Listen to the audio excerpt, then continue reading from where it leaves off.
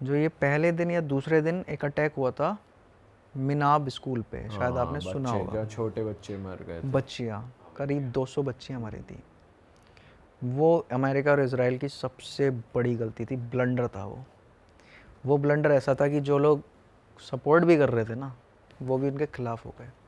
और वो ये कह रहे थे कि भाई इसने गाज़ा में भी बच्चे मारे हैं, ये यहाँ भी मार रहा है, मतलब ये सिर्फ अपना मोटिव वो कर रहे हैं। इनको ईरानियन से कोई मतलब नहीं है, इनको फ्रीडम से कोई मतलब नहीं है। तो बहुत सारे लोग जो है गवर्नमेंट की तरफ से जुड़ गए। तो गवर्नमेंट ने भी कहा कि देखा कैसी हेल्प भेजी है ट्रंप ने, देखो कैसी हेल्प भेजी है, कितने बच्चे मार दिए। तो वो जो बच्चे मार दिए, वो जो अभी तक वो चीज़ जो है उन्होंने ना जगह रखी है। और वो सबसे जो है ब्लंडर है दोनों कंट्रीज़ का कि उन्होंने ऐसा करा। अब बाद में उन्होंने सफाई दी, नहीं उसके पीछे जो है आर्मी का ऑफिस था, वो तो आर्मी के बच्चे थे या जो भी था, लेकिन भाई बच्चे तो मरे ना।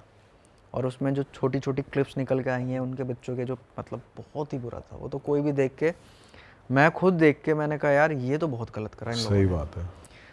तो बहुत सारे लोग प्रोटेस्ट में जुड़े और रोज़ गैदरिंग हो रही है भाई। मैं स्लोगन शुरू हो गए हैं, कुछ स्लोगन मैं बताता हूँ आपको। मैर्क बैक अमेरिका, यानी कि अमेरिका मुर्दाबाद। मैर्क बैक इज़राइल, यानी कि इज़राइल मुर्दाबाद। मैर्क बैक मुनाफिक।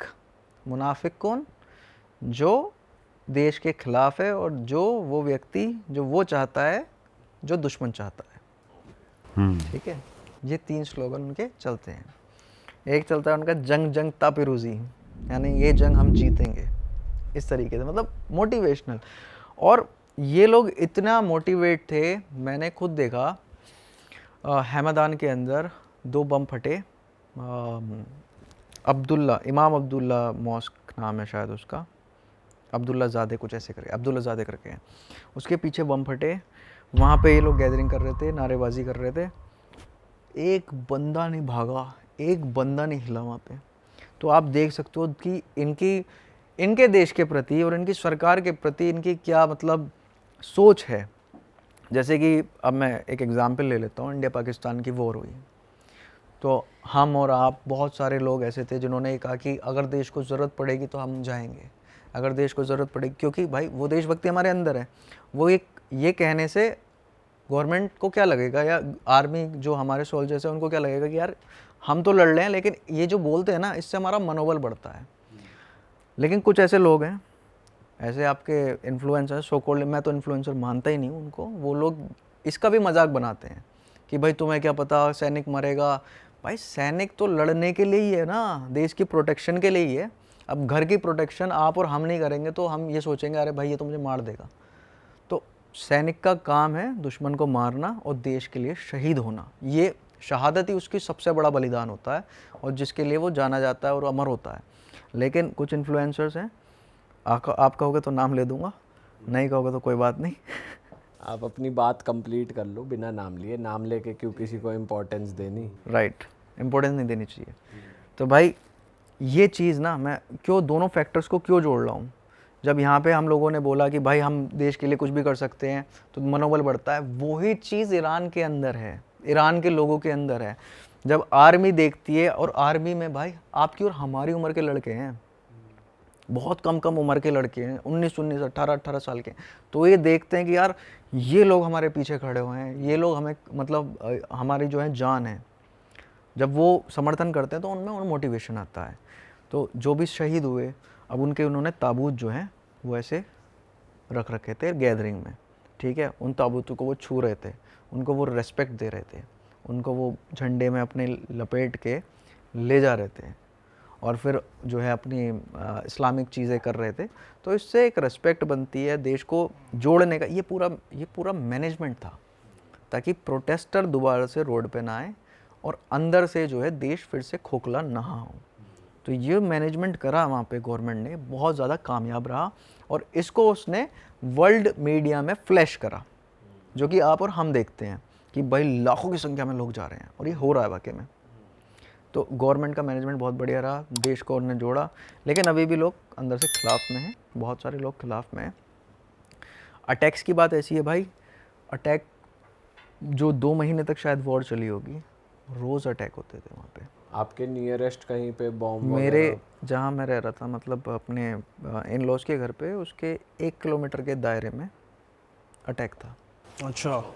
ठीक है, 2 बार ऐसा हुआ। पहला अटैक हुआ तो मुझे लगा, अच्छा एक फेस्टिवल होता है, मैंने आपको बताया चारशाम मशहूरी, वो आने वाला था, तो पटाखे भी फोड़ते हैं, तो मुझे लगा शायद पटाखा फूटा होगा। दूसरा हुआ, फिर हमने ऐसे साइड से झांक के देखा तो बहुत बड़ा बलून क्लाउड सा ना, पर अगर बहुत बड़ा बॉम्ब है उसका इम्पैक्ट तो बहुत ज़्यादा होता है, तो बहुत ज़्यादा इम्पैक्ट था। वो मेरे ख्याल से 5 किलोमीटर की या कुछ ऐसी किलोमीटर की रेंज में था।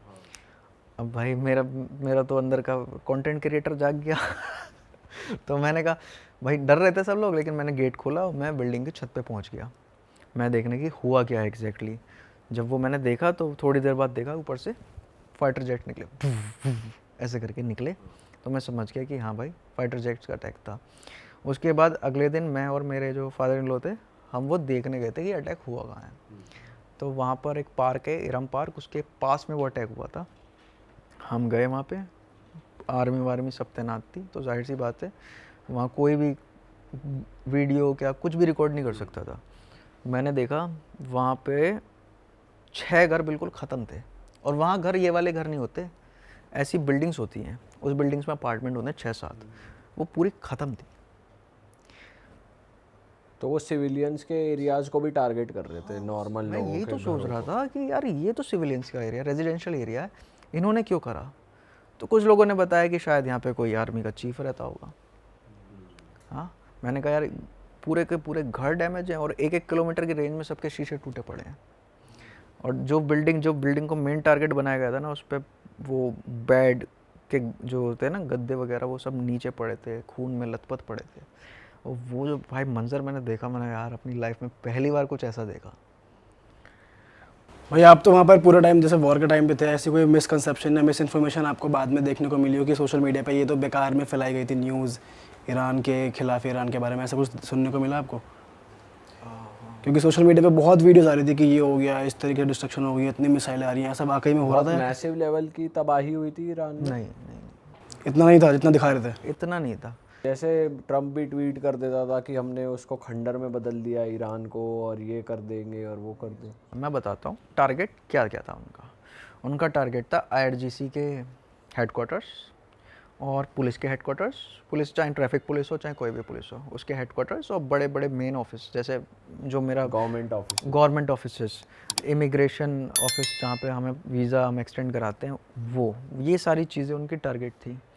ठीक है, शुरुआत में जब जंग शुरू हुई थी उस टाइम, और जब फिर वो फ्रस्ट्रेशन आनी शुरू हो गई ना ट्रम्प में, क्योंकि वो रोज़ सुबह उठ के एक ट्वीट कर देता था।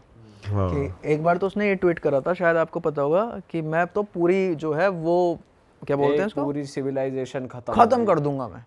अरे वाह, आपने ये वीडियो यहाँ तक देख ली भाई, तुमने हमारी मेहनत सफल कर दिया, तुम ही लोग हो असली रियल हिट। और अगर आपको बहुत मज़ा आ रहा है ऐसी क्लिप्स में, ऐसी वीडियोस में, तो फटाफट जाइए प्लेलिस्ट पे बिंज वॉच कीजिए और सारी वीडियोस देख डालो और मौज काटो। दैट इज इट, हम मिलेंगे नए पॉडकास्ट में, नए क्लिप में। Till then bye bye, see you, take care, do subscribe.